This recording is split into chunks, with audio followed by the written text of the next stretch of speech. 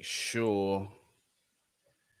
So we're live. Let me just make sure everything is good on the back end. Yeah, we're live. What's going on, people? We've actually got visuals for the live. After the first one, that was a catastrophe, but we made the best out of a bad situation. Hey, Eunice, trust me, like it all went left. So basically, what happened was,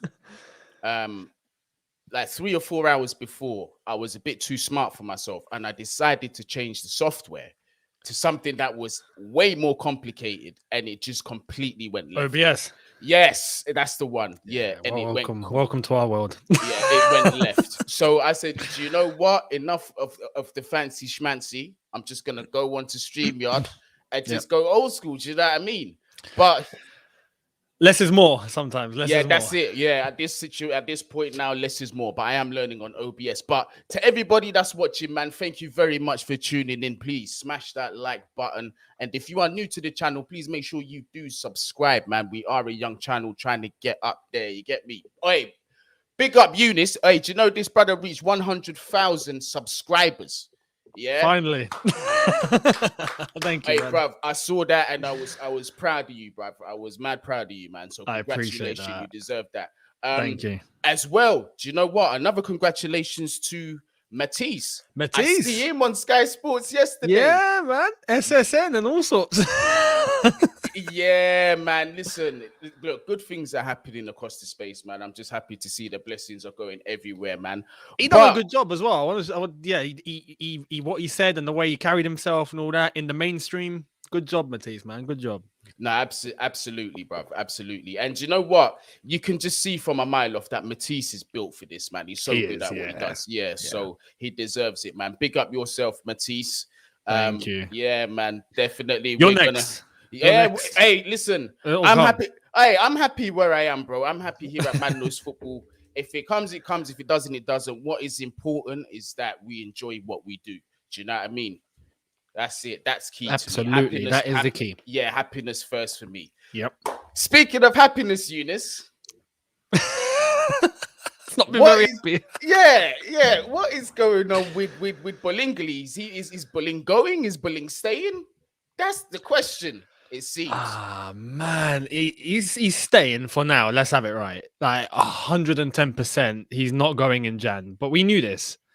But for the summer, I wouldn't be surprised if Chelsea starts snooping around to try and find a replacement. I wouldn't be shocked. Listen, but it's up to him. It's up to him now. It is. I mean, he's got until the summer to prove himself because, look, as much as the damage that he's done, right?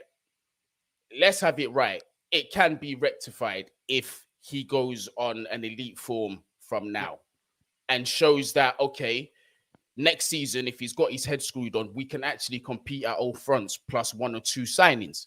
Then it could be a different story. But Lukaku has actually issued an apology. Now, the question is do you feel that that apology was actually genuine? Or do you feel that it was a PR move to sort of, as an attempt to calm the storm amongst the fan base and amongst the media?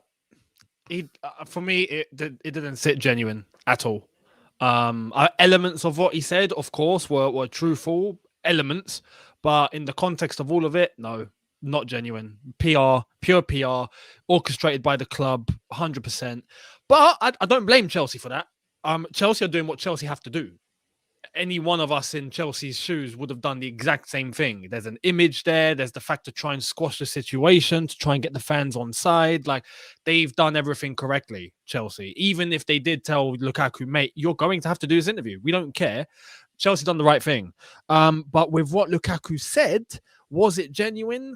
I don't think so. And I think the body language, the way he was talking, what he said, how he still contradicted himself on a couple of things, that all doesn't sit right with me. However, he gave an apology.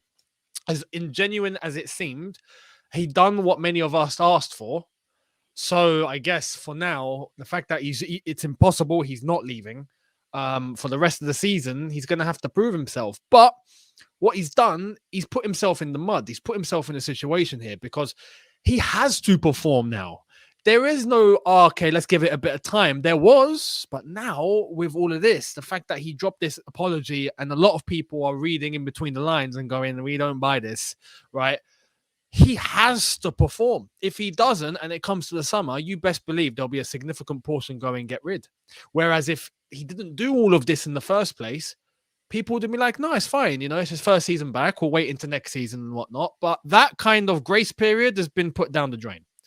So it's on Rom. It's on Lukaku. It's on him now up until May to show what he's truly about. And he's got that pressure now and he has to perform and he hasn't got a choice.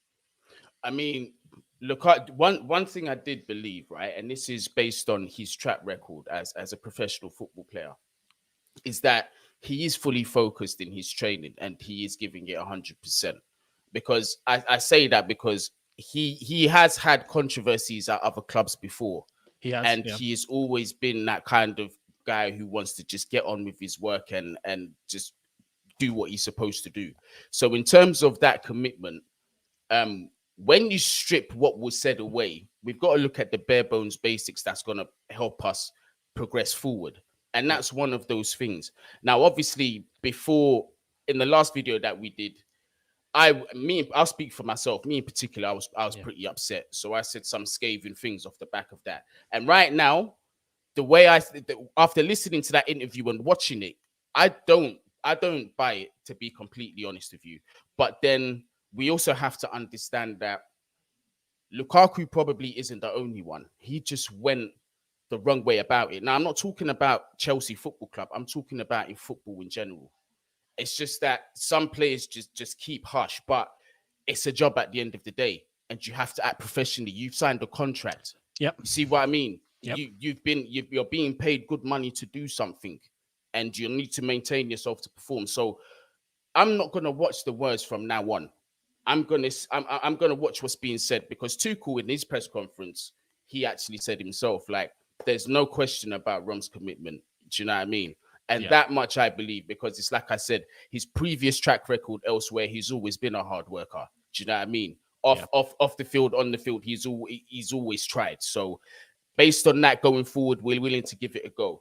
Now, in terms of going forward long term, obviously we're in January. We're not expecting to make any serious additions like that of that caliber this month. It's very difficult to do so. But come the summer, there's rumblings about Chelsea being interested in Dusan Vlahovic over there in Fiorentina. I mentioned him at the end of the last video, but apparently Arsenal, they're very interested. They're going to offer Torreira, and I think it's like 45 million to see if they're going to let him go. But apparently they're waiting for, him and his agent, they're waiting for bigger clubs to come who can offer them Champions League football and actually the ability to compete before he makes a decision. And Chelsea apparently one of those clubs. Now, do you think signing a player of that caliber would be a bit of an overkill, or do you think it might be the fire that lights under Lukaku to say, okay, I've got this hitman right there next to me, I've got to stay on top? Do you think at this point it's necessary to sign that quality as a reminder for Lukaku? I think the circumstance will be, I mean, personally, would I have him? Yes. I think the circumstance, though, how this will carry out in the summer once we reach there, it's going to be one of two outcomes. I only see it being one of two outcomes. I think it's going to be either he has smashed it, right, up until May, and Chelsea are comfortable and go, okay, brilliant. We have a number 9. Fantastic. Don't need anyone else. Brilliant. As long as he keeps doing that, he's proven that he's committed. He's proven that he's banging in goals. We haven't got a problem. He's rectified himself. Cool. And we'll be, with Lukaku all the way along. Or he doesn't perform to what people are now expecting, and Chelsea start having second thoughts, and then they go and get another striker, which will probably mean Lukaku maybe even leaves the club. Maybe Chelsea try to cut their losses or try and make as much money back as possible and get someone else. Could be Vlahovic as well. So this is the thing. I think it's only going to be one of those two outcomes. I don't think we'll keep Lukaku, sign another striker, and try and get him performing that way. I only think it's going to be one of two. Well, because it puts us in a sticky situation, because in my opinion is this, is like, if this turns its head again, then we could have another situation where the team becomes unsettled and we've gone back to, okay, we ain't got another number 9. Whereas because look, if we have quality in depth, it's a win-win all round, because Quality depth is great. Yeah, that's what I mean. Because Man City have it in abundance. Do you know what I mean? Yeah. Or so this is just off the back of me not trusting Lukaku after what he's been said. Yeah. Naturally, and going forward, obviously, the reason why we signed him is that he was going to be one of those players who was supposed to elevate us to that title chase, to those Champions League wins, to be consistent in the major trophies, and he's went and done this. Now, obviously, I think Tuchel made the right decision in leaving him out against the Liverpool game. Yep. He took a gamble, and it most certainly paid off, in my opinion. Although the game itself, I feel that we could have come away with the win, but that's a story for another day. Do you know what I mean? But could have, yeah. But it's one of those ones where, like, there is life without Lukaku, and I'm glad that he's been shown that there is. Now, do you think that what Tuchel did there and the support that he got, because it wasn't just from the fans, it was from the players, because we saw it on the pitch. Yep. Because football players, how volatile they are. If they're unhappy with the situation, how a player is being treated, immediately they think, if it happens to him, it can happen to me. And that shows on the field. You see what I'm saying? So the boys, you can see that there's a togetherness there. So do you feel that the way this has been handled, Chelsea have stood by the manager and said, we are backing you and not the player? Completely. 200%. And that's what we wanted. That was the one bit of uncertainty that we had because of our history and the fact that when it comes to managers, even at the beginning, it might seem like, yeah, we're behind them, and then we're not. And then they end up paying the price and they get sacked, regardless of what they do. With this, no, they've proven they're fully behind Tuchel. Players are fully behind Tuchel.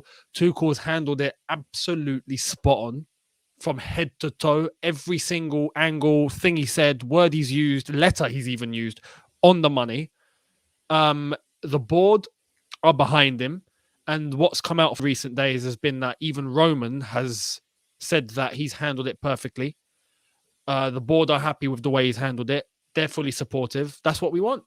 So now that statement has been made to the squad and to anyone else who will be a Chelsea player in the future. You don't mess about. You don't mess about. And as long as the board don't change their tune, because we know what can happen at Chelsea Football Club, but as long as the club and the board don't change their tune and they remain behind Tuchel, that is exactly what needs to be done. And we'll be happy. And we also have to remember as well that this ain't Tuchel's first rodeo dealing with sort of petulant figures. No, he's had worse. I mean? Yeah, I mean, he's come from PSG where you've had them all. I mean, obviously he weren't there when Neymar signed. I mean, not Neymar, Messi signed, but there was still Neymar. You still had your Cavani's. You still had the whole Mbappe situation. The Mbappe situation, which there's going to be a result in the summer apparently off the back of that. It looks like he might be going to Real Madrid. Yeah, it's looking more and more likely that Mbappe is going to Real Madrid for free. Yeah, and on a free as well. Insane. So it's outrageous. But do you know who wins in this? The player. His wages are going to be insane, ridiculous. And that one there is going to have to be a transfer we're going to have to watch carefully as a footballing community, because I think the wages that they could pay him based on his age, ability, and his just marketability. It could absolutely smash wage records, and now it's going to set a precedent where players are going to say, "Well, hang on here, we got Mbappe on this kind of money." And mate, 100 grand is going to become like what used to be 50k. Right, exactly. I mean? You're going to see the youth players that are going to be on 5 figures comfortably a week. Easy. Yeah, this is what I mean. So it kind of reminds me of the Ronaldo, the Coutinho, and the Neymar situation, and the Usman Dembele. The market sort of changed ever since those transfers because just how extravagant them numbers were. Inflation, yeah. That's it. Yeah, it was the inflation, and we never saw it go back again. But obviously, Younes, I know I don't have you for that long, but I can see a few people in the comments. They want to discuss the game a little bit, and 1 or 2 other questions in there. Let's see if we can get a couple of these out of the way. This is my thing with my lives. I will never, ever forget about the people in the comments. I'll always try my best to interact. So I'm going to start off with the first question I see, which is this one. DJ Sav J17 with the Portuguese flag. Big up yourself. Big up, guys. What do you think of Paul Merson's comments on Thomas Tuchel and the Lukaku situation? You can probably fill me in here because I've seen that there's been comments, but I haven't exactly seen what he said yet. I actually haven't either, unfortunately. So, and I don't know if it's good or bad. But knowing Paul Merson, I think he'll be on the same side as all of us. I reckon. I'll be surprised if he's not. We know what Paul Merson's like. So yeah, Paul Merson, bruv. You see that geezer. Some of the things he said, what a legend. He's hilarious. I ain't gonna lie to you. Obviously, ex-Arsenal and that, but that guy has cracked me up. Yeah, some of the stuff he said has absolutely cracked me up. All right, so we've got another question here. Who would you pick between Tchouaméni and Declan Rice? That is a tough one. I'm gonna have to let you go first, Younes. Man, they have different qualities. Different qualities. I think if Declan can prove that he is someone that is able to move the ball fast and adapt to how we like to play in terms of our possession, definitely Declan Rice.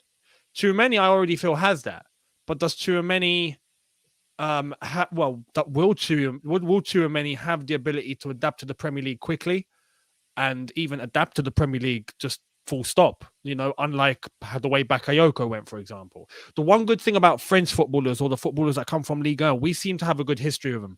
Yeah. French footballers that come from France come to the Premier League and they automatically know the Premier League's a different level. Like it's in their heads from the minute that they join the club, they join England, not just Chelsea.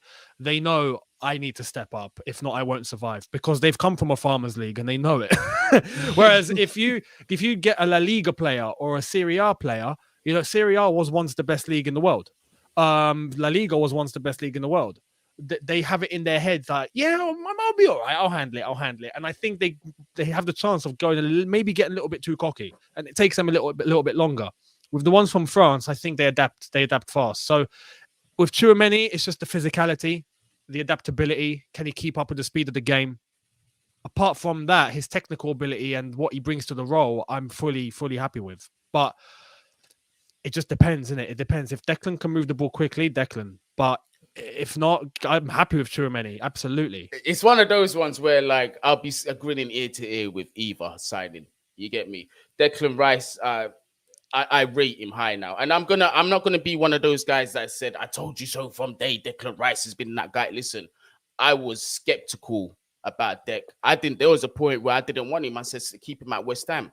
And he's proved me wrong. And what a player he's turned out to be. And then obviously there's the Premier League experience. Then there's the history of him being a Cobham boy as well. So do you know what I mean? Like for me, I slightly favor Declan based on those facts there. Yep. But Tchouaméni, from what I've seen, like he's got the potential to be up there or even better than Declan Rice. And if you ain't seen Tchouaméni play, go over to League One when Monaco were playing, and please keep an eye on this kid. He is special. He definitely is a special player. There's a lot of people that think he can come in and really be that Kante replacement in the long run. Oh, absolutely. But this is the thing with him is he's techie. He is techie. He can dribble as well, bro. He can play that. He can play box to box. He can play attacking mid. He can play defensive mid. He's an all-round baller. Do you know what it is? It's that I call it the Reece James syndrome, where you're just a baller. You're just a baller. You just, bruv, you can play football. Like that's what you are. You just play football, bro. You get me? But let's move on to obviously. I want to say very quickly. Sorry, the Paul Merson stuff. So I've just seen what he said, and no, I was wrong. He fully disagrees. He disagrees. He said that he reckons Tuchel was wrong to drop Lukaku for the Liverpool game. What? And his words were Chelsea had to beat Liverpool to have any chance of winning the Premier League, which is wrong because we drew to Brighton anyway and we were out of it. Let's be honest. Yeah, exactly.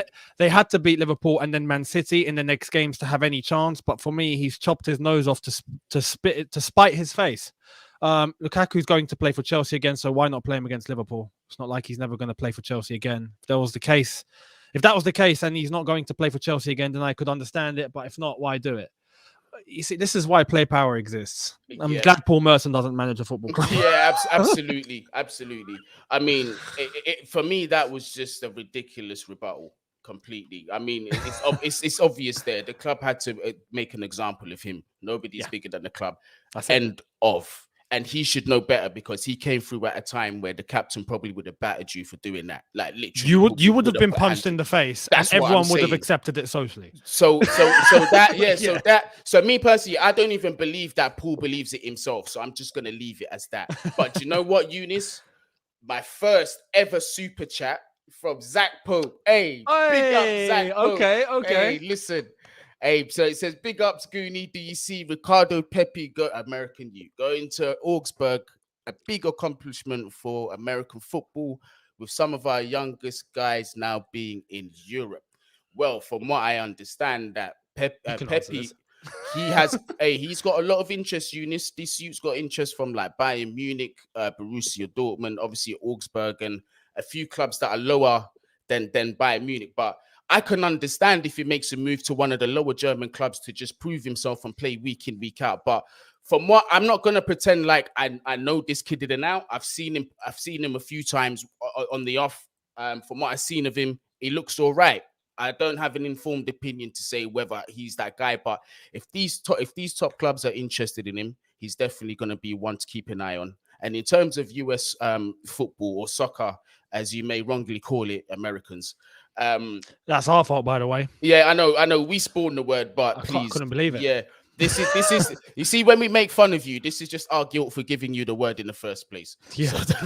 So don't take it personal. But yeah, America's got some youngsters on the rise, Younes. We're gonna start to see more and more of them coming. We've already obviously It's only right. Captain America. You've got Winston McKinney up in there, one or two others as well. So we're gonna see a change in that aspect. But really. But go on, you. I think North America as a whole. I mean, the culture is starting to embrace football properly.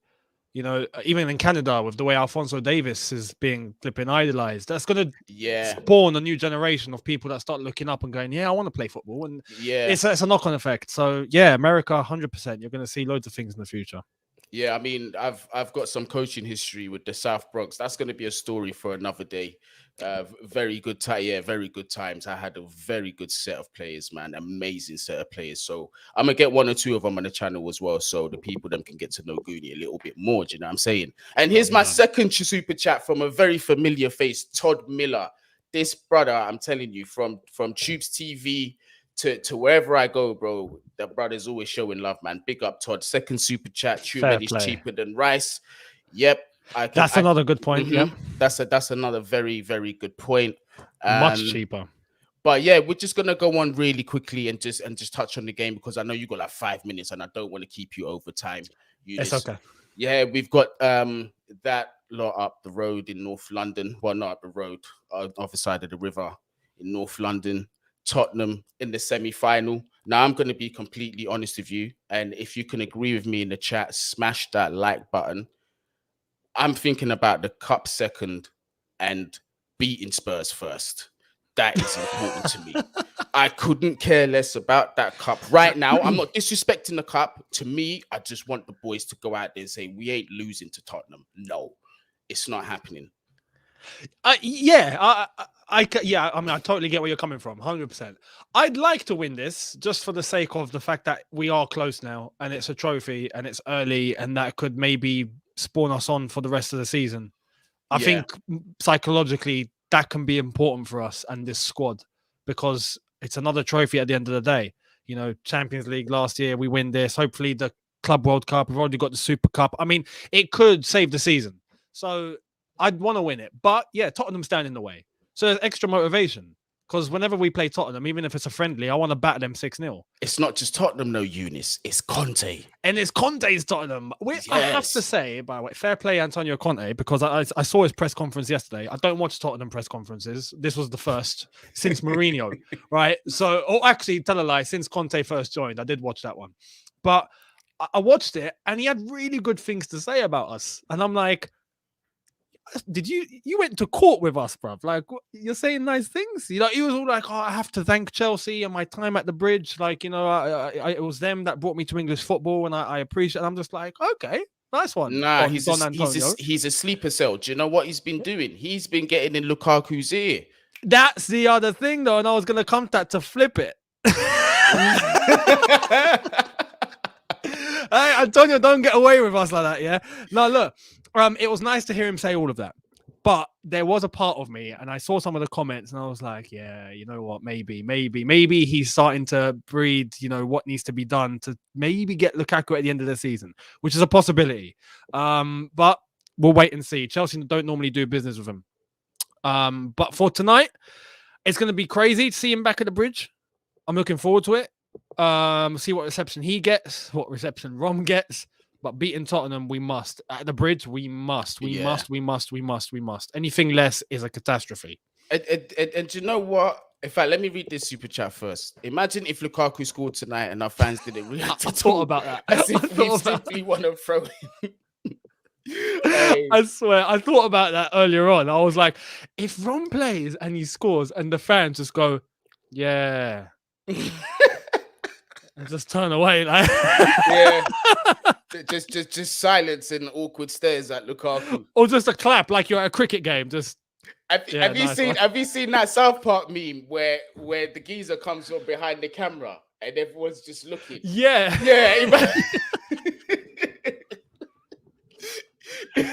Oh my god. Yeah, but I have a feeling. Do you know what, Younes? I've got a feeling that we're actually going to get the result against Tottenham. I don't know why. So. I've got no. Listen, I haven't really looked into it too much because I've been so occupied with the move and just getting things in place. But I'm just going off guys. I just have a feeling we ain't losing this game and we're going to beat them. But obviously, it's the first leg, two-legged semi-final. Can I get a quick prediction from you, Younes? I reckon 2-1. Spurs are strong going forward. I think that, you know, we know what Conte is going to do. We know exactly what Spurs are going to do. And that helps us because it's nice to know exactly what your opponents are going to do so you can prepare accordingly. They are going to sit back and wait for the counter. That is Antonio Conte. That's Conte ball. Wait, contain, hit the counter, use the speed, boom. Now, I hope we're able to contain that. I think we should be able to with our shape, with our defense. They have a good front line, and that's what makes me think they might just sneak a chance and have a goal. But we should win this. We should be dominant. I'm expecting like 65% possession. Chances, you know, like Harry Kane in that Amazon documentary. You know? Yeah. Come on, lads, goals, chances. You